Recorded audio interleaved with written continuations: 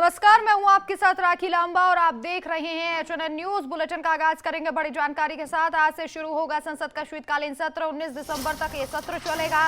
सुबह 10 बजे PM Modi media से बात करेंगे। संसद भवन के हंस द्वार पर संबोधित प्रधानमंत्री सभी को करेंगे।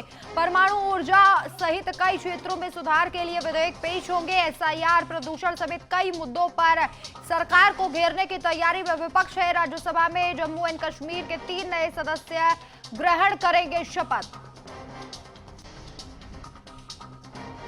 तो एसआईआर, वंदे मातरम पर हंगामे के आसार है। विपक्ष वोटर लिस्ट पर चर्चा के लिए अड़ा हुआ है। सरकार बोली है कि सभी मुद्दों पर चर्चा के लिए तैयार है और आज से शीतकालीन सत्र शुरू हो रहा है। घेराबंदी करने की तैयारी विपक्षी पार्टियों ने कर ली है और वहीं सरकार का कहना है कि वो पूरे तरीके से चर्चा करने के लिए तैयार है, चाहे वो मुद्दा कोई भी हो। और इससे पहले सर्वदलीय बैठक परंपरा अनुसार की गई ताकि जो ये सत्र है शांतिपूर्वक तरीके से चलाया जा सके। एक सार्थक बहस जो है वो सदन में हो सके। और सुबह करीब 10 बजे यानी कि अब से करीब 1 घंटे बाद प्रधानमंत्री नरेंद्र मोदी मीडिया को संबोधित करेंगे, संदेश देंगे। आज से शीतकालीन सत्र की शुरुआत, 19 दिसंबर तक ये सत्र चलेगा। तो आज से शीतकालीन सत्र की शुरुआत हो रही है।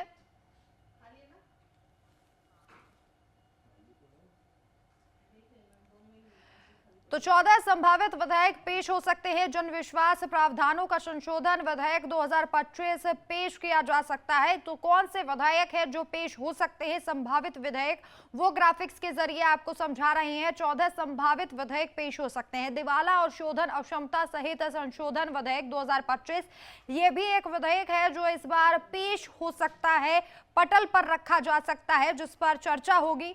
इसके अलावा मणिपुर वस्तु एवं सेवा कर द्वितीय संशोधन विधेयक 2025 एक ऑर्डिनेंस की जगह लेगा और ये भी वो विधेयक है जो इस बार पेश किया जाएगा, पटल पर रखा जाएगा। तो ये संभावित 14 विधेयक हैं। इसके अलावा निरस्तीकरण और संशोधन विधेयक 2025, ये भी एक विधेयक है जो इस पर चर्चा की जाएगी। सार्थक चर्चा हो, ये सरकार की कोशिश है। राष्ट्रीय राजमार्ग संशोधन विधेयक 2025, तो राष्ट्रीय राजमार्गों को और बेहतर करने के लिए विधेयक रखा जाएगा। परमाणु ऊर्जा विधेयक 2025, ये भी एक विधेयक है जिस पर चर्चा जो है वो हो सकती है सदन में। और कॉर्पोरेट कानून संशोधन विधेयक 2025, तो वो लिस्ट आपको बता रहे हैं, ग्राफिक्स के जरिए समझा रहे हैं कि कौन से संभावित विधेयक है। प्रतिभूति बाजार संहिता विधेयक एसएमसी 2025, ये वो विधेयक है जो शीतकालीन सत्र के दौरान पटल पर रखे जाएंगे। बीमा कानून संशोधन विधेयक 2025, इसे भी सदन के पटल पर रखा जाएगा और सभी के साथ एक सार्थक चर्चा की जाएगी। मध्यस्थता और सुलह संशोधन विधेयक 2025, तो ग्राफिक्स के जरिए आप समझिए कि वो 14 विधेयक कौन से हैं जो पटल पर इस बार रखे जाएंगे। भारतीय उच्च शिक्षा आयोग विधेयक 2025, ये भी एक विधेयक है जो इस पर चर्चा होगी और सदन में 10 बजे चूंकि प्रधानमंत्री मीडिया को संबोधित करेंगे, उसके बाद 19 दिसंबर तक ये सत्र है। केंद्रीय उत्पाद शुल्क संशोधन विधेयक 2025, इस पर भी चर्चा संभव बताई जा रही है। ये 14 संभावित विधेयक है जिन पर चर्चा हो सकती है, हालांकि लिस्ट अभी पुख्ता नहीं है। स्वास्थ्य सुरक्षा से राष्ट्रीय सुरक्षा उपकर विधेयक 2025, इस विधेयक पर भी चर्चा इस बार संभव है, पटल पर रखा जा सकता है। 14 संभावित विधेयक वो आपको बता रहे हैं। स्वास्थ्य सुरक्षा से राष्ट्रीय सुरक्षा उपकर विधेयक 2025, इसे भी पटल पर रखा जाएगा जिस पर सार्थक चर्चा हो सकती है। अभिषेक आनंद हमारे संवाददाता अधिक जानकारी के लिए फोन लाइन पर मौजूद हैं। अभिषेक, आज से शीतकालीन सत्र शुरू होगा, कैसी तैयारियां देखी जा रही है, क्या अपडेट मिल रहा है? बिल्कुल राखी, देखिए 10 बजे करीब में प्रधानमंत्री नरेंद्र मोदी आज शीतकालीन सत्र का शुरुआत होने वाला है। 1 तारीख से लेकर के 19 तारीख तक ये शीतकालीन सत्र चलेगा। हालांकि 10 बजे करीब में वो मीडिया से संबोधित भी करेंगे और साथ ही साथ कहीं ना कहीं अपील भी करेंगे कि इस बार जो शीतकालीन सत्र, जो संसद सत्र जो स्टार्ट होने वाला है, तो शांतिपूर्वक तरीके से हो, हंगामे में ना हो। कई ऐसे विधेयक जो है इस शीतकालीन सत्र में पारित होने वाले हैं। जिस तरीके से जो ऊर्जा को लेकर, ऊर्जा 2025 को लेकर के जो शीतकालीन सत्र है वो शुरुआत किया जाएगा। राष्ट्रीय राजमार्ग 2025 का जो संशोधन है वो कहीं ना कहीं टेबल पे रखा जाएगा और साथ ही साथ कई सारे ऐसे विपक्ष के भी मुद्दे हैं। एसआईआर का मुद्दा हो, जो समस्याएं जो है उसको लेकर कहीं ना कहीं विपक्षी दल जो है वो लगातार जो है इसको लेकर के बातचीत की थी। हालांकि एसआईआर का मुद्दा हो, दिल्ली में जो लाल किले पर ब्लास्ट जो हुआ उसको लेकर के हो, साथ ही साथ मणिपुर में जिस तरीके से समस्याएं चल रही है उसको लेकर के है, और एसआईआर का मुद्दा हो चाहे हरियाणा में जिस तरीके से हुआ, क्योंकि लगातार विपक्षी जो है वो वोट चोरी को लेकर कई सारे ऐसे बात सामने निकाल करके लेकर के आते हैं। तो इस चीज को लेकर के भी कहीं ना कहीं प्रधानमंत्री अपील करते हुए नजर आएंगे। राखी, अभिषेक, विपक्ष की कैसी तैयारियां हैं सदन में सरकार को घेरने की? देखिए, विपक्ष जो है वो शुरुआत से ही पहले से ही अपना पूरा लिस्ट तैयार कर चुका है कि किस तरीके से इस बार शीतकालीन सत्र में संसद में ये तमाम चीजों को सामने रखा जाएगा। सबसे पहला जो मुद्दा है वो एसआईआर का मुद्दा है, क्योंकि लगातार आपने देखा इस तरीके से बीएलओ जो है सुसाइड कर रहे हैं तमाम जगहों पे, चाहे वेस्ट बंगाल में हो, चाहे अलग अलग यूपी में हो, चाहे अलग अलग एरियाज जिस तरीके से सुसाइड जो कर रहे हैं इसको लेकर कहीं ना कहीं उनके अच्छे भविष्य के लिए भी कहीं ना कहीं बातचीत की जाएगी। और साथ ही साथ जो वोट चोरी को लेकर, क्योंकि यूपी में, कर्नाटक में जिस तरीके से जो चुनाव हुए उसमें कई सारे आपने देखा कि जब राहुल गांधी ने जब प्रेस कॉन्फ्रेंस किया था उसमें कई सारे ऐसे डाटा जो है वो सामने दिखाया था। उसके बाद फिर एक बुलडोजर एक्ट छोड़ा था उन्होंने। तो इस चीज को लेकर के भी आने वाले वक्त में हो सकता है कि इस बार भी शीतकालीन सत्र जो है वो हंगामों में ही वो भेद चढ़ जाए। लेकिन प्रधानमंत्री नरेंद्र मोदी की तरफ से ये साफ तौर पे अपील किया जा रहा है कि आने वाले वक्त में जितने भी विपक्ष की जो मुद्दे जो हैं उसको कहीं ना कहीं जल्द से जल्द खत्म करने की कोशिश करेगी। अभिषेक, ऐसे कौन से विधेयक हैं जिन पर हंगामे की स्थिति बन सकती है, जो विधेयक पेश किए जाएंगे, पटल पर रखे जाएंगे? देखिए, सबसे पहला तो है मणिपुर वाला, जो मणिपुर को लेकर के जो समस्याएं, जो विधेयक जो है वो वहां पर उस चीज को लेकर के हो सकता है कि विपक्ष जो है उसको हमला कर सकता है। और साथ ही साथ जो राष्ट्रीय राजमार्ग को लेकर के पहले से भी कई चीजों को लेकर के बातचीत हो रही थी कि जो पुल तो ढह रहे हैं। और साथ ही साथ आपने बिहार में कुछ महीने पहले आपने देखा था कि किस तरीके से पुल ढह गया था, तो जिसमें कई सारे गाड़ियां जो है वो गिर गई थी और इसमें कई लोगों की जाने गई थी। तो ऐसे में राष्ट्रीय राजमार्ग को लेकर के भी हो, चाहे तमाम जो चीजें हैं जो ऊर्जा को लेकर के है उसको भी लेकर के हो सकता है कि इस चीज को लेकर विपक्ष जो है वो हमला कर सकती है। ठीक है अभिषेक, हमारे साथ बने रहिए, आगे खबरों में आपसे अपडेट लेंगे। और वहीं बिहार के नवनिर्वाचित विधानसभा का पहला सत्र आज से है। प्रोटेम स्पीकर विधायकों को शपथ दिलाएंगे। आज स्पीकर पद के लिए नामांकन भी होगा। जरूरत पड़ने पर कल चुनाव हो सकता है, तो ये जानकारी सामने आ रही है। आज प्रोटेम स्पीकर जो है वो सभी नवनिर्वाचित जो विधायक हैं उन्हें शपथ दिलाएंगे। और इसी के साथ साथ सत्र को लेकर भी शुरुआत होगी। प्रोटेम स्पीकर का चूंकि चुनाव भी होना है, स्पीकर का चुनाव होना है, इसीलिए कहा जा रहा है कि इस चुनाव में आज नामांकन होगा और चुनाव के नामांकन के बाद जरूरत पड़ने पर कल चुनाव हो सकता है। आज नामांकन किया जाएगा। तो नीतीश बाबू की नवनिर्वाचित सरकार के विधायक आज शपथ लेने वाले हैं। प्रोटेम स्पीकर उन्हें शपथ ग्रहण कराएंगे और प्रोटेम स्पीकर के द्वारा उन्हें शपथ दिलाई जाएगी। आज स्पीकर के पद के लिए भी नामांकन होगा और नामांकन के बाद अगर जरूरत पड़ती है तो कल जो है वो चुनाव हो सकता है।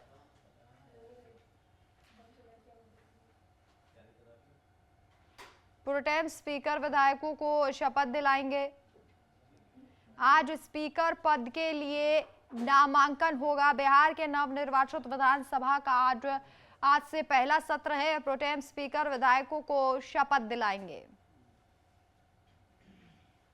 अभिषेक आनंद लगातार हमारे साथ फोन लाइन पर मौजूद हैं। अभिषेक, जहां शीतकालीन सत्र की शुरुआत हो रही है वहीं बिहार के लिए भी आज का दिन बड़ा है, क्योंकि नवनिर्वाचित जो विधायक हैं नीतीश बाबू के, वो आज शपथ लेंगे।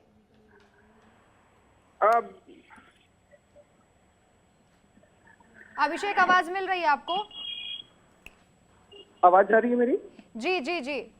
देखिए राखी, लगातार जिस तरीके से दिल्ली में जो शीतकालीन सत्र स्टार्ट होने वाला है, ऐसे में बिहार का भी जो बिगुल जो है वो बच चुका है। 1 तारीख से लेकर के 5 तारीख तक ये शीतकालीन सत्र चलेगा और तमाम जो नीतीश कुमार की जो नवनिर्वाचित विधायक जो हैं वो इस शीतकालीन सत्र में शपथ लेंगे और साथ ही साथ उनको दायित्व भी सौंपा जाएगा किस तरीके से जो नए जो निर्वाचित हैं उनको संसद किस तरीके से चलता है, वो तमाम चीजों को लेकर के वो बातचीत भी करेंगे। और साथ ही साथ आने वाले वक्त में जो जो सरकार के द्वारा जो वादे जो किए गए हैं इसको भी लेकर कहीं ना कहीं बातचीत होगी। हालांकि विपक्ष के द्वारा लगातार जो है इस चीज को लेकर के पहले से ही एक माइंडसेट तैयार किया गया है कि आरजेडी की तरफ से ये कहा जा रहा है कि जल्द से जल्द जो है इसमें जो बिहार में जो चुनाव जो हुए हैं उसमें कहीं ना कहीं काफी ज्यादा गड़बड़ी है, इसको भी लेकर कई बातें सामने निकल करके आ सकती है। अब देखने वाली बात होगी राखी कि किस तरीके से दिल्ली से लेकर के बिहार तक में शीतकालीन सत्र जो है वो किस तरीके से चलता है, या संसद वो स्थगित होता है या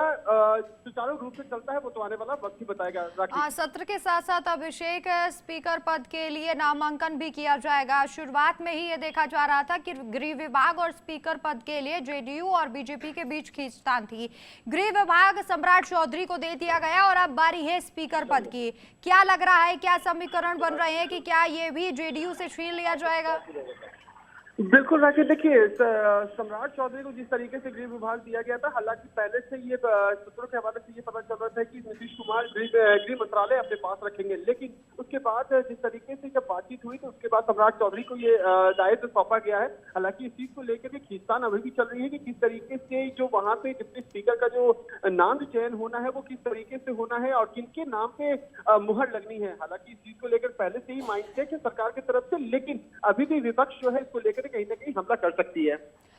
कौन से ऐसे नाम है अभिषेक जो स्पीकर पद के लिए दौड़ में नजर आ रहे हैं?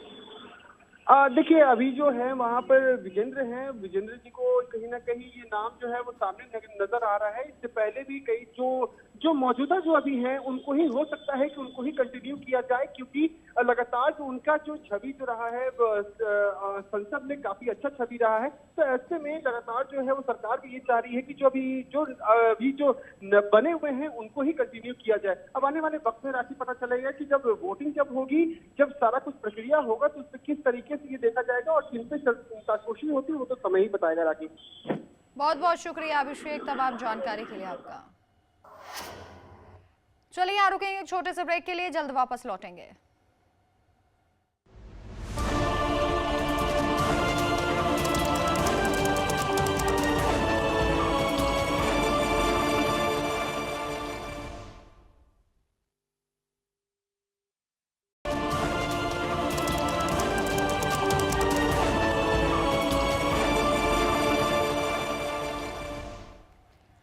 ब्रेक के बाद आप सभी का स्वागत है। दिल्ली ब्लास्ट को लेकर जम्मू कश्मीर में एनआईए की बड़ी रेड सामने आई है। शोपियां में मौलवी इरफान के घर पर एनआईए की रेड।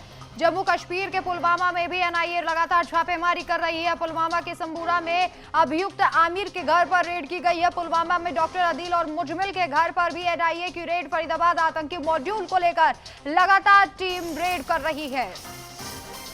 तो दिल्ली ब्लास्ट को लेकर जम्मू कश्मीर में एनआईए टीम पहुंची है और लगातार छापेमारी जो है वो जारी है। शोपियां में मौलवी इरफान के घर पर एनआईए की रेड।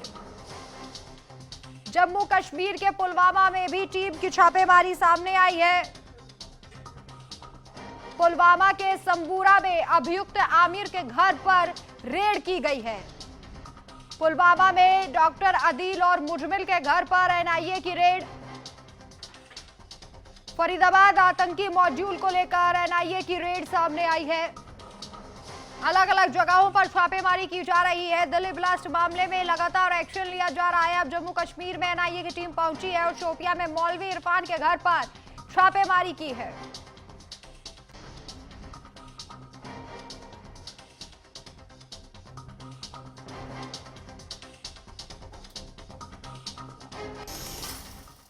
और वहीं आज से शुरू होगा मध्य प्रदेश का विधानसभा सत्र। 5 दिसंबर तक ये सत्र चलेगा। मध्य प्रदेश का विधानसभा सत्र 3 दिसंबर को गैस कांड को लेकर अवकाश रहेगा। तो आज से एमपी में विधानसभा सत्र की शुरुआत हो रही है। 5 दिसंबर तक मध्य प्रदेश का विधानसभा सत्र चलेगा और ये सत्र भी हंगामेदार रहने के आसार हैं। आज से एमपी में विधानसभा का सत्र शुरू होने वाला है। 5 दिसंबर तक एमपी में विधानसभा का सत्र चलेगा। 3 दिसंबर को गैस कांड को लेकर अवकाश रहेगा। तो आज से मध्य प्रदेश में विधानसभा सत्र की शुरुआत हो रही है। विपक्ष ने भी पूरी तैयारी कर ली है। 5 दिसंबर तक एमपी का विधानसभा सत्र चलेगा।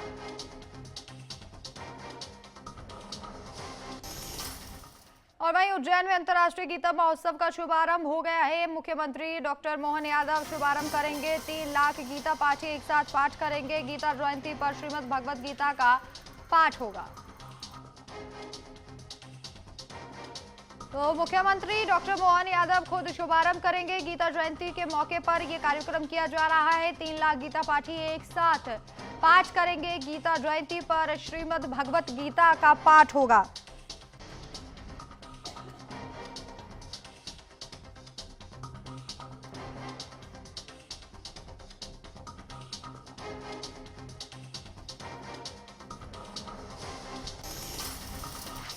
तो दितवा तूफान को लेकर अलर्ट जारी है। मौसम विभाग ने चेतावनी जारी की है। तमिलनाडु समेत आंध्र प्रदेश के लिए अलर्ट है। नेल्लोर में एनडीआरएफ की टीम तैनात है। तो दितवा तूफान जो है उसको लेकर तैयारी पूरी कर ली गई है। दितवा तूफान को लेकर अलर्ट जारी किया गया है।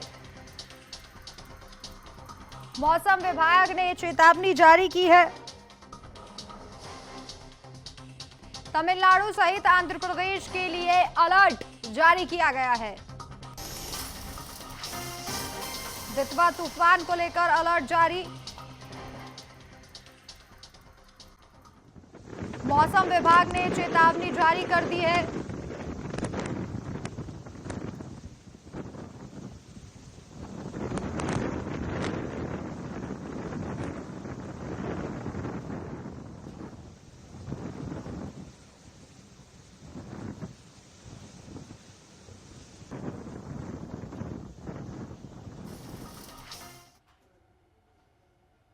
चलिए यहां रुकेंगे एक छोटे से ब्रेक के लिए, जल्द वापस लौटेंगे।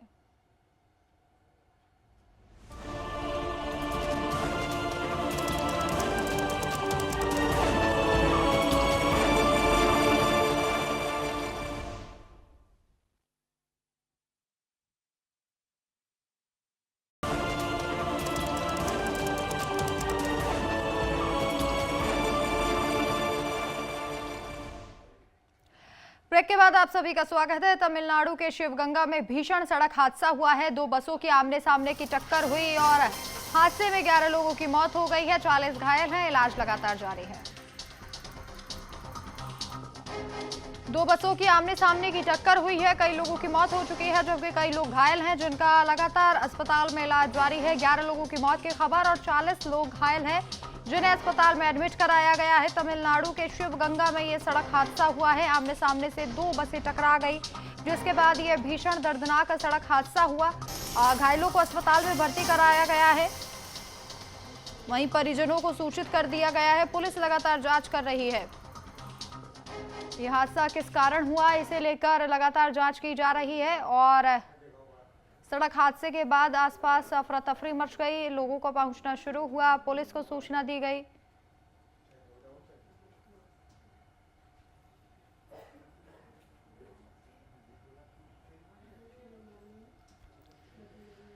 दो बसों की आमने सामने की टक्कर हुई है। हादसे में 11 लोगों की मौत हो गई, जबकि 40 लोग घायल बताए जा रहे हैं। और तस्वीरें आप देख सकते हैं कितना भीषण ये सड़क हादसा था।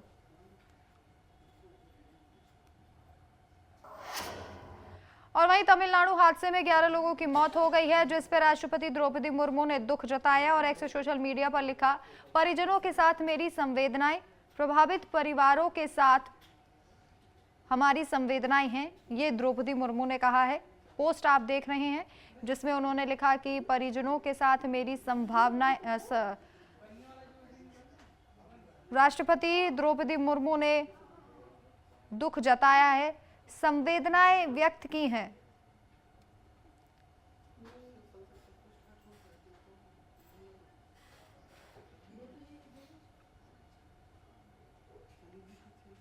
और वहीं दिल्ली कृष्ण जन्मभूमि विवाद पर सुप्रीम कोर्ट में आज सुनवाई है। अदालत में आज अहम दलीलें पेश की जाएंगी। हिंदू पक्ष ने हाई कोर्ट के आदेश को चुनौती दी है। याचिका में विस्तृत सुनवाई की मांग रखी गई है।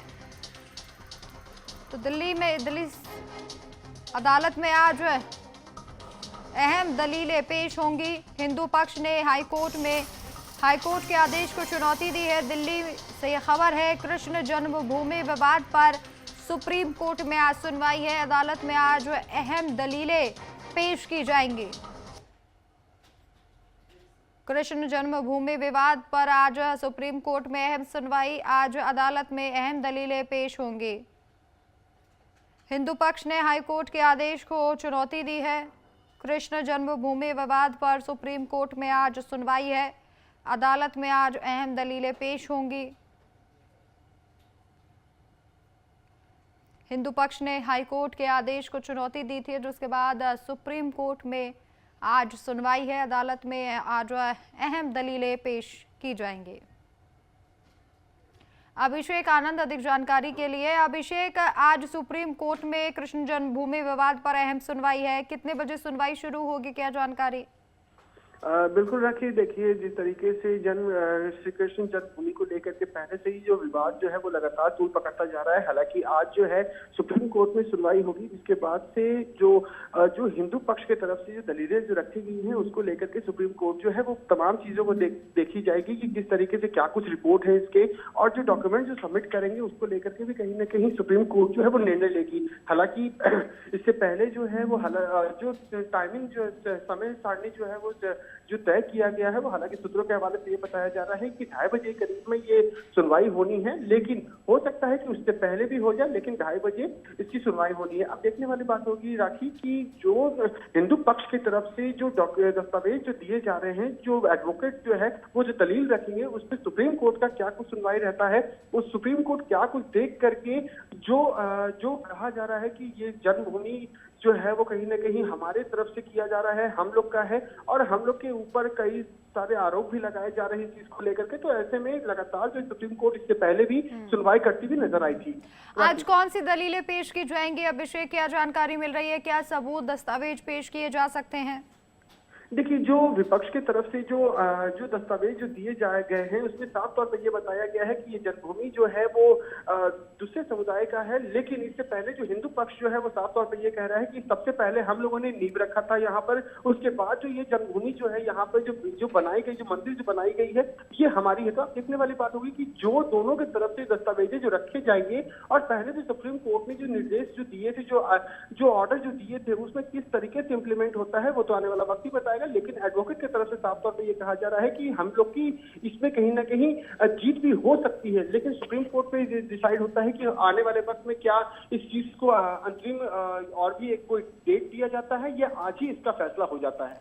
ठीक है, बहुत बहुत शुक्रिया अभिषेक तमाम जानकारी के लिए आपका। और अब आगे बढ़ते हैं। गीता जयंती की सीएम योगी आदित्यनाथ ने बधाई दी है। गीता जयंती की सभी श्रद्धालुओं को बधाई। श्रीमद् भगवत गीता जीवन का सार, धर्म का आधार है, कर्म का मार्गदर्शन है। श्रीमद् भगवत गीता, आइए मिलकर गीता के संदेश को जीवन में उतारे। ये मुख्यमंत्री योगी आदित्यनाथ ने एक्स सोशल मीडिया पर लिखा है कि कर्म का मार्गदर्शन ही श्रीमद् भगवत गीता है, आइए मिलकर गीता के संदेश को जीवन में उतारे। गीता जयंती पर सीएम योगी आदित्यनाथ ने, मुख्यमंत्री ने यूपी के सभी को बधाई दी है। और वहीं लखनऊ से खबर है, कोडीन कफ सिरप के अवैध कारोबार पर एक्शन। 6 जिलों में 11 फर्मों पर एनडीपीएस एक्ट में एफआईआर दर्ज की गई है। कुल 98 फार्मेसी पर मुकदमा लाइसेंस किए गए हैं रद्द। जौनपुर, काशी, भदोही में छापेमारी हुई है। लखीमपुर, प्रयागराज में छापेमारी की गई है। काशी में सबसे ज्यादा 28, जौनपुर में 16 फर्म में दोषी हैं। औषधीय विभाग से डीएम को निगरानी करने के आदेश दिए हैं। लखीमपुर खीरी, प्रयागराज में छापेमारी की गई। काशी में सबसे ज्यादा 28 और जौनपुर में 16 फर्म में दोषी हैं। लगातार जो है वो एक्शन लिया जा रहा है। औषधि विभाग से डीएम को निगरानी के आदेश भी दिए गए हैं। कोडीन कफ सिरप के अवैध कारोबार पर एक्शन लिया गया है। लगातार एक्शन लिया जा रहा है। अवैध कफ सिरप के कारोबार पर 6 जिलों में 11 फर्मों पर एनडीपीएस एक्ट के तहत एफआईआर दर्ज की गई है। कुल 98 फार्मेसी पर मुकदमा चलाया गया है। लाइसेंस रद्द किए गए हैं। जौनपुर, वाराणसी, भदोही, सोनभद्र में छापेमारी हुई है। लखीमपुर खीरी, प्रयागराज में छापेमारी की गई है। काशी में सबसे ज्यादा 28 और जौनपुर में 16 फर्म्स दोषी मिली हैं। कोडीन कफ सिरप के अवैध कारोबार पर यह एक्शन हुआ है। अलग अलग फर्म्स में छापेमारी हुई है। पुनीत मोहन अधिक जानकारी के लिए। पुनीत, इस मामले को लेकर लगातार एक्शन लिया जा रहा है, कहां-कहां छापेमारी की गई, क्या जानकारी मिल रही है, विस्तार से बताइए। देखिए राखी, नशीले का सिरप को लेकर के यूपी में मुख्यमंत्री के आदेश के बाद अब छापेमारी तेज हो गई है। एक्शन काफी तेज हो गया है क्योंकि इसमें 3 विभाग छापेमारी कर रहे हैं। एसटीएफ के साथ में खाद्य सुरक्षा औषधि प्रसंस्करण की टीमें हैं और इसके साथ अब ईडी की भी एंट्री हो गई है। ईडी ने भी इसमें 50 से ज्यादा लोग ईडी के टारगेट पर हैं, जो सीधे तौर पर ईडी इस बात की जांच कर रही है कि इनके पास इतना पैसा आया कहां से, और उनके खिलाफ prevention of money laundering act के तहत केस दर्ज करके उनके ठिकानों को खंगाला जा रहा है। इसी क्रम में छापेमारी करी है खाद्य सुरक्षा औषधि प्रशासन ने, और 6 जिलों में 11 फर्मों पर एनडीपीएस एक्ट के तहत एफआईआर दर्ज करी है। ये वही फर्में हैं जो कोडिन कफ सिरप को स्टॉक करती हैं, जो पूरी तरीके से प्रतिबंधित है, जिनको रखना प्रतिबंधित है, उनका बड़ी मात्रा में स्टॉक करती है और चोरी छिपे इनको सप्लाई करती है। 98 फार्मेसी पर भी मुकदमा दर्ज हुआ है जिनके यहाँ पर ये कोडिन कफ सिरप पाई गई है। जौनपुर, वाराणसी, भदोही, सोनभद्र में छापेमारी हुई है क्योंकि वाराणसी में इसका किंगपिन था और वही पूरे नेटवर्क को चला रहा था। लखीमपुर और प्रयागराज में भी छापेमारी हुई है। इसके जो तार हैं वो बांग्लादेश, नेपाल और दुबई तक जुड़े हुए थे। इस पूरे मामले की जांच अब एसआईटी भी कर रही है और एसआईटी की सोनभद्र टीम ने जो किंगपिन था शुभम जायसवाल, उसके फादर को भी गिरफ्तार किया है कोलकाता के एयरपोर्ट से। वो दुबई भागने की फिराक में था। सीधे तौर पर मुख्यमंत्री के आदेश के बाद में तीनों विभाग इस पूरे मामले में धरपकड़ कर रहे हैं और जो भी रडार पर है उनकी पूरी जांच करी जा रही है। जी पुनीत, कितनी फर्म्स पर ये छापेमारी हुई है और कितनी फर्म्स का लाइसेंस फिलहाल रद्द किया गया है? देखिए, 6 जिलों में 11 फर्मों पर ये छापेमारी हुई। जो बड़ी फर्में हैं, स्टॉकिस्ट हैं। एनडीपीएस एक्ट के तहत एफआईआर दर्ज हुई है क्योंकि इनके यहाँ कोडिन कफ सिरप का भारी मात्रा में स्टॉक मिला है। यानी कि इतनी छापेमारी के बाद भी ये जो इस तरीके के कृत्य करते हैं उनमें सुधार नहीं हो रहा है। 98 फार्मेसी यानी कि मेडिकल स्टोर जो हैं उनके लाइसेंस रद्द किए गए हैं, वहां पर भी कोडिन कफ सिरप का स्टॉक मिला है। सबसे ज्यादा जो छापेमारी हुई है वो वाराणसी, जौनपुर, भदोही, सोनभद्र में छापेमारी हुई है। लखीमपुर और प्रयागराज में छापेमारी हुई है। वाराणसी में 28 से ज्यादा फर्में इस मामले में इन्वॉल्व पाई गई हैं। जिस की मुख्य आरोपी की गिरफ्तारी हुई है उसकी निशानदेही पर अब जहां जहां सप्लाई हुई है वहां छापेमारी करी जा रही है, स्टॉक बरामद हो रहा है और एनडीपीएस एक्ट के तहत एफआईआर दर्ज करी जा रही है। जी बहुत बहुत शुक्रिया पुनीत तमाम जानकारी के लिए आपका। और वहीं लखनऊ से खबर है जहां कमता बस अड्डे पर लगेगा रोजगार मेला। रोडवेज में संविदा चालकों की आज से भर्ती होगी। 2 दिनों में 120 संविदा चालकों की नियुक्ति होगी। कक्षा 6 पास होना होगी न्यूनतम शैक्षणिक योग्यता। तो बड़ी जानकारी लखनऊ से आपकी टीवी स्क्रीन पर है। रोडवेज में संविदा कर्मियों के लिए भर्ती। 2 दिनों में 120 संविदा चालकों की नियुक्ति की जाएगी और कक्षा 6 पास होना जो है वो न्यूनतम शैक्षणिक योग्यता जो है वो रखी गई है। कमता बस अड्डे पर ये रोजगार मेला लगाया जाएगा ताकि युवाओं को रोजगार मिल सके। रोडवेज में संविदा चालकों की आज से भर्ती होगी। 2 दिनों में 120 संविदा चालकों की नियुक्ति की जाएगी। कक्षा 6 पास होना न्यूनतम शैक्षणिक योग्यता रखी गई है। लखनऊ से ये खबर है। कमता बस अड्डे पर ये रोजगार मेला लगेगा ताकि युवाओं को रोजगार दिया जा सके। रोडवेज में संविदा चालकों की आज से भर्ती होगी। 2 दिनों में 120 चालकों की नियुक्ति होगी। और रायपुर से बड़ी खबर है जहां प्रदेश में आज से मिलेगा हाफ बिजली योजना का लाभ। आज से 200 यूनिट हाफ बिजली योजना लागू होगी। सरकार का लिया हुआ निर्णय आज से लागू होगा। उपभोक्ताओं का 200 यूनिट बिजली हाफ होगा। विधानसभा के विशेष सत्र में सीएम विष्णुदेव साय ने इसकी घोषणा की थी और अब इस योजना को धरातल पर उतारा जा रहा है। सरकार का लिया हुआ फैसला आज से लागू होगा। उपभोक्ताओं का 200 यूनिट बिजली होगा हाफ। विधानसभा के विशेष सत्र में सीएम साय ने घोषणा की थी।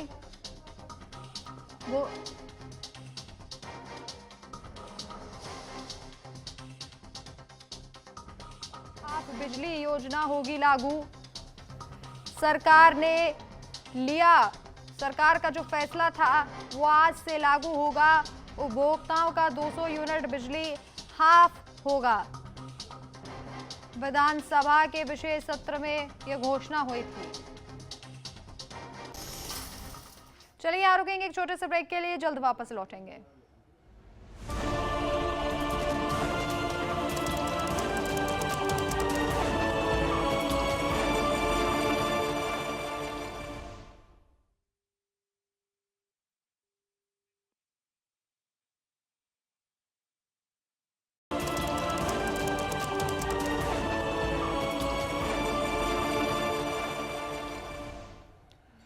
ब्रेक के बाद आप सभी का स्वागत है। आज पटना में कांग्रेस की रणनीतिक बैठक है। कई मुद्दों पर एनडीए सरकार को घेरने की तैयारी है। पटना स्थित कांग्रेस मुख्यालय में अहम बैठक होगी। बड़ी जानकारी आपकी टीवी स्क्रीन पर। कई मुद्दों पर एनडीए सरकार को घेरने की तैयारी है। पटना स्थित कांग्रेस मुख्यालय में यह बैठक होगी। आज पटना में कांग्रेस की रणनीतिक बैठक है। एनडीए सरकार को घेरने की तैयारी है। बड़ी रणनीतिक बैठक आज कांग्रेस के द्वारा आज पटना में कांग्रेस की रणनीतिक बैठक है। कई मुद्दों पर एनडीए सरकार को घेरने की तैयारी की जाएगी। विधानसभा सत्र की भी शुरुआत हो रही है। आज प्रोटेम स्पीकर नवनिर्वाचित विधायकों को शपथ दिलाएंगे और स्पीकर पद के लिए नामांकन भी किया जाएगा। और उससे पहले पटना में कांग्रेस की बड़ी रणनीतिक बैठक है। कई मुद्दों पर एनडीए सरकार को घेरने की तैयारी है।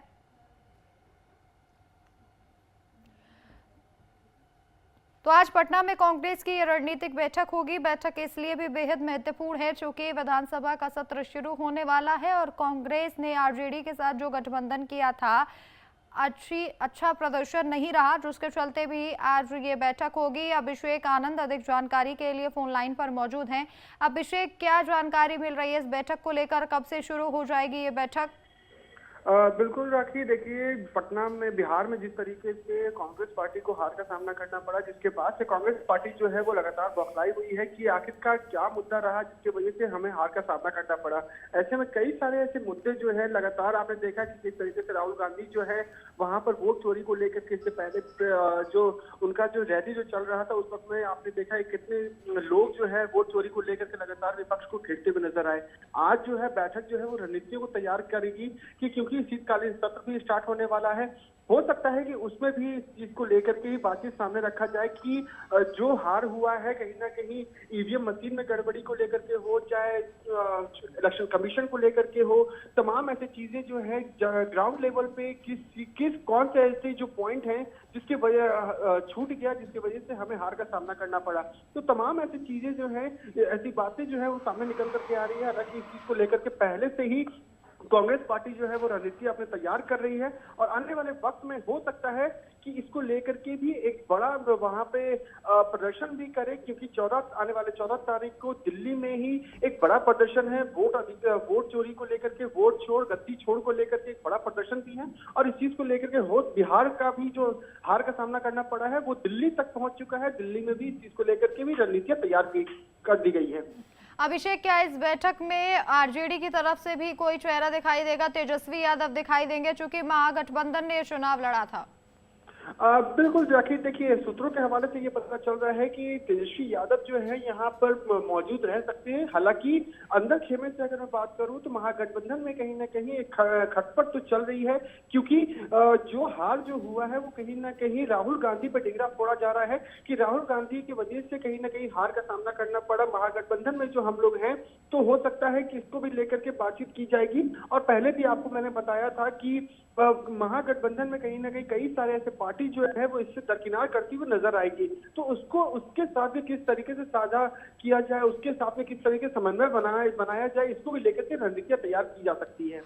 क्या बिहार विधानसभा सत्र को लेकर भी कोई चर्चा इस बैठक में हो सकती है? बिल्कुल राखी, देखिए क्योंकि बिहार विधानसभा सत्र जो है वो बहुत महत्वपूर्ण भी है। दिल्ली में भी जो शीतकालीन सत्र जो स्टार्ट होने वाला है ये भी बहुत महत्वपूर्ण है। तो दोनों जगहों पे किस तरीके से है, क्योंकि बिहार में सबसे ज्यादा इनको अपना चेहरा मुक्का दिखाना पड़ा। हालांकि कांग्रेस पार्टी ने पूरा पर दमखम लगाया था, तो हो सकता है कि विपक्ष को वो घेरती हुई नजर आएगी और आने वाले वक्त में बिहार में भी अपना दबदबा बनाने के लिए कई सारे ऐसे मुद्दे जो है वो संसद के पटल पे रखने करने की कोशिश करेगी, ताकि उस पे जो है वो स्पीकर उस चीज को लेकर के ध्यान दे और जो जमीनी मुद्दे जो है उसको भी लेकर कहीं ना कहीं बातचीत करे कि जो युवा जो है, क्योंकि आप पहले भी हम लोग जिस तरीके से बता रहे थे कि वहां पर जो पलायन का जो समस्या है, बेरोजगारी की जो समस्या है, तमाम ऐसी चीजें जो है, महिला सुरक्षा को लेकर के भी है, तमाम ऐसी चीजें जो है इसको लेकर के कहीं ना कहीं रणनीतियां तैयार की जा सकती है। अभिषेक, इस बैठक का मुख्य एजेंडा क्या रखा गया है? देखिए, मुख्य एजेंडा जो है राखी, ये समझने वाली बात होगी, क्योंकि कांग्रेस पार्टी जो है वो एक संविधान को लेकर के चलती है। क्योंकि आपने देखा कि राहुल गांधी जहां भी जाते हैं एक संविधान का किताब लेकर के चलते हैं और तमाम जो जनता से ये अपील भी करते हैं कि संविधान के तहत चलने के लिए। सबसे बड़ा मुद्दा जो है वो SIR का मुद्दा है, साथ ही साथ वोट चोरी का मुद्दा है, क्योंकि लगातार राहुल गांधी जो है इस चीज को लेकर के प्रेस कॉन्फ्रेंस भी करते हैं और जनता से रूबरू भी होते हैं और उनको याद दिलाने की कोशिश करते हैं कि आरजेडी की जब सरकार थी यहाँ पर, तो किस तरीके से बिहार जो है वो प्रगतिशील हो रहा था। तो ऐसे में इस बार जो सरकार ने जो ठीक है, बिल्कुल अभिषेक, देखना होगा कि इस बैठक में क्या मुख्य एजेंडा रहता है, कौन कौन से मुद्दों पर चर्चा की जाती है और क्या पूरे तरीके से निकलकर सामने आता है, धरातल पर क्या तस्वीर बनती है। बहुत बहुत शुक्रिया अभिषेक तमाम जानकारी के लिए। और वहीं पीएम मोदी ने शिवगंगा हादसे पर दुख जताया है और शिवगंगा हादसे में लोगों की मौत की खबर दुखद है, ये उन्होंने कहा। अपने प्रियजनों को खोने वालों के प्रति मेरी संवेदनाएं हैं। पीएम NRF से मृतकों के परिवारों के लिए 2-2 लाख रुपए का मुआवजे का ऐलान किया गया, जबकि घायलों को 50-50 हजार रुपए मुआवजा देने का ऐलान जो है वो किया गया है। तो घायलों को 50-50 हजार रुपए और जिनकी मौत हुई है उनके परिवार को 2-2 लाख रुपए दिए जाएंगे। शिवगंगा हादसे में तो पीएम फंड से इन्हें 2-2 लाख रुपए मुआवजा दिया जाएगा जो मृतक है उनके परिजनों को, जबकि घायलों को 50-50 हजार रुपए दिया जाएगा। पीएम मोदी ने इस हादसे पर दुख जताया है, शिवगंगा हादसे में लोगों के प्रति संवेदनाएं व्यक्त की हैं। तो फिलहाल बुलेटिन में इतना ही, लेकिन आप देखते रहिए HNN न्यूज़। नमस्कार।